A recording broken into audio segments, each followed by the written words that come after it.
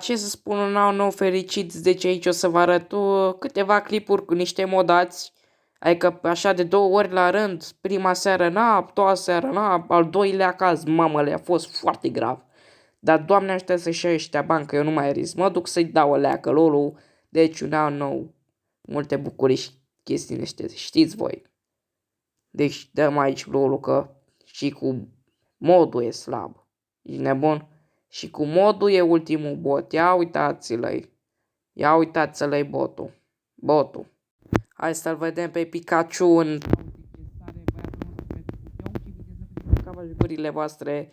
Că eu m-am săturat de jocul ăsta. Bă, până și PUBG o duce mai bine cu securitatea. Bă, că ăștia, mamă, cum ajung oare ăștia Grandmaster așa din prima zi. Ori camp, dar nici eu că n-am timp, na. Ori cu hackerul, bă, că în halul ăsta, bă, de boți, ultimii boți sunteți ăștia care vă folosiți de un hacker să creșteți, că altfel, na, băieții noștri scad și n-are ce face, ești nebun. Ultimii boți ați ajuns, bă, incredibil sunteți, incredibil, nu vine să cred, bă, așa ceva. Au ce se folosesc ăștia de modați, ia uite, frate.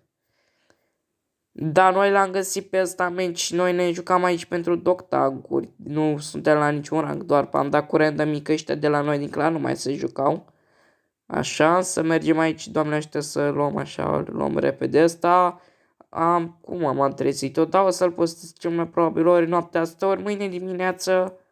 Hai să vedem, scuzați-mi vocea, sunt o leacă înfundat pe nas. Asta e soar, mamă, ce viteză direct nitro și-a băgat. Bișgui nu ne-a dat, lu. Bun. Hai de capul meu.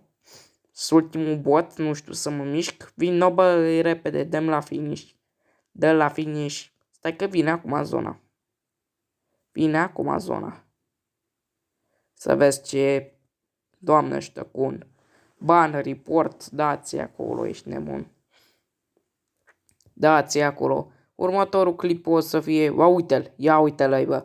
Următorul clip o să fie ceva de pe TikTok. L-am postat, puteți profilul meu de TikTok să-l găsiți în descrierea. Bă, nimic ciudat până acum, dar ia uite cât e. Silver, tot ce ne trebuie. Ia, hai, copiat ca ID-ul lui să-l luați și voi. Ia uitați, bă. Totul e la maxim, bă.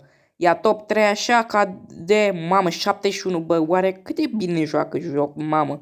Bă, deci este un moment dat, o să vă las aici niște secvențe cu el.